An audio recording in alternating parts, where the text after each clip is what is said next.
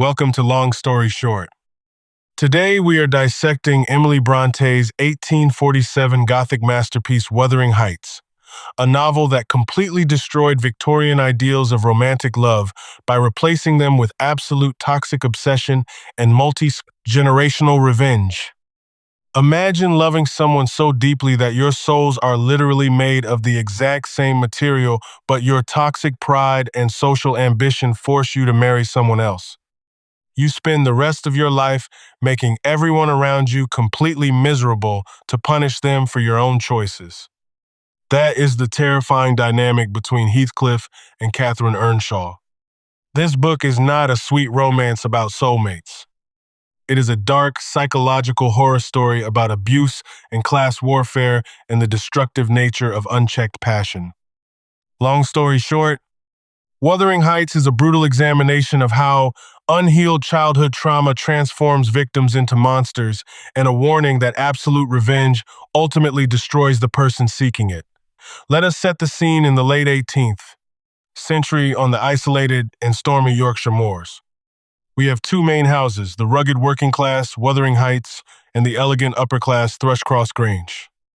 The story begins when Mr. Earnshaw, the owner of Wuthering Heights, returns from a trip to Liverpool with a starving orphan boy who he names Heathcliff. Mr. Earnshaw fiercely protects Heathcliff, but his biological son Hindley immediately hates the boy out of pure jealousy. Hindley's sister Catherine, however, forms a deeply intense, almost feral bond with Heathcliff. They run wild on the moors, completely inseparable and fiercely loyal to each other, defying all social conventions.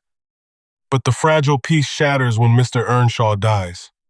Hindley inherits Wuthering Heights and immediately forces Heathcliff into brutal servitude, treating him worse than a farm animal. Despite the massive abuse, Heathcliff endures it purely to remain close to Catherine. The massive turning point occurs when Catherine and Heathcliff sneak over to spy on the wealthy Linton family at Thrushcross Grange. Catherine is bitten by a guard dog and is forced to stay at the Grange for 5 weeks to recover. During this time, the Lintons completely transform her from a wild girl into a polished Victorian lady.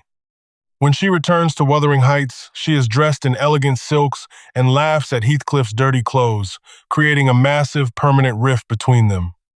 The ultimate betrayal happens when Edgar Linton asks Catherine to marry him.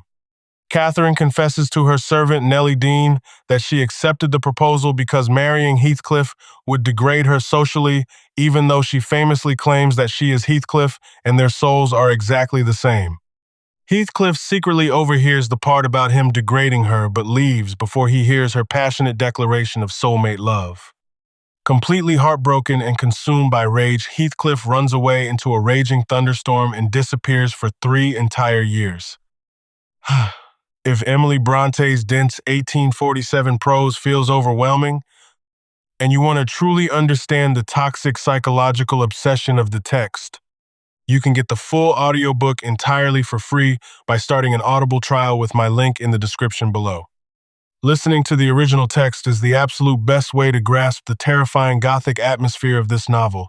Heathcliff suddenly returns to the moors as a wealthy and educated man, but his heart is completely blackened with a desire for absolute revenge against both the Earnshaws and the Lintons. He systematically uses his new wealth to gamble away all of Hindley's money, ultimately winning ownership of Wuthering Heights. To punish Edgar Linton, he elopes with Edgar's naive younger sister Isabella and treats her with horrifying physical and emotional abuse, locking her away like a prisoner. The tension between Heathcliff and Catherine finally boils over when Catherine falls gravely ill while pregnant with Edgar's child. Heathcliff forces his way into her room, and they have a massive, violent argument where they blame each other for their mutual misery. Catherine tragically dies shortly after giving birth to a daughter named Cathy, leaving Heathcliff completely shattered. He begs Catherine's ghost to haunt him for the rest of his life, claiming he cannot exist without his soul. Heathcliff then spends the next 20 years enacting a multi-generational cycle of abuse. He forces Hindley's son Hareton to live in absolute ignorance and poverty, exactly like Hindley did to him. He also forces Catherine's daughter Cathy to marry his own sickly and dying son Linton, purely so he can legally steal the deed to Thrushcross Grange. Heathcliff becomes the absolute master of both houses, successfully destroying the lives of every single person who wronged him. but his massive victory brings him absolutely zero peace. As he grows older, he begins seeing Catherine's ghost everywhere on the moors. The absolute exhaustion of his lifelong hatred finally breaks him. He simply stops eating and stops sleeping, wandering the moors in a manic state until he is found dead in Catherine's old childhood bed, completely soaked by the rain with a terrifying smile frozen on his face. With the monster finally dead, the younger generation, Kathy and Harriton, fall in genuine, healthy love and plan to marry, breaking the toxic cycle and restoring peace to the houses. If you want to absolutely dominate your AP literature exam, you need to weave these specific foundational symbols into your final essays. First, we have the moors. The wild, untamed landscape of the Yorkshire moors completely mirrors the chaotic and feral passion between Catherine and Heathcliff. It is a dangerous and stormy environment that rejects all polite societal rules, just like their toxic relationship. Second, you must discuss the ghosts. The ghosts in this novel are not traditional horror movie monsters. They are powerful psychological manifestations of unhealed trauma and the inescapable grip of the past. Heathcliff begging to be haunted proves that he prefers the terrifying pain of her ghost over the absolute emptiness of living without her. Finally, the two houses themselves. Wuthering Heights represents raw, unbridled passion and working-class brutality, while Thrushcross Grange represents civilized Victorian manners and upper-class fragility. The entire novel is a massive structural battle between these two opposing forces of human nature.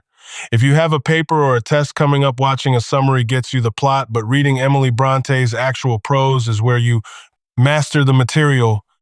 You can grab the physical copy on Amazon or get the audiobook completely for free with an Audible trial using the links in the description below. That is the long story short.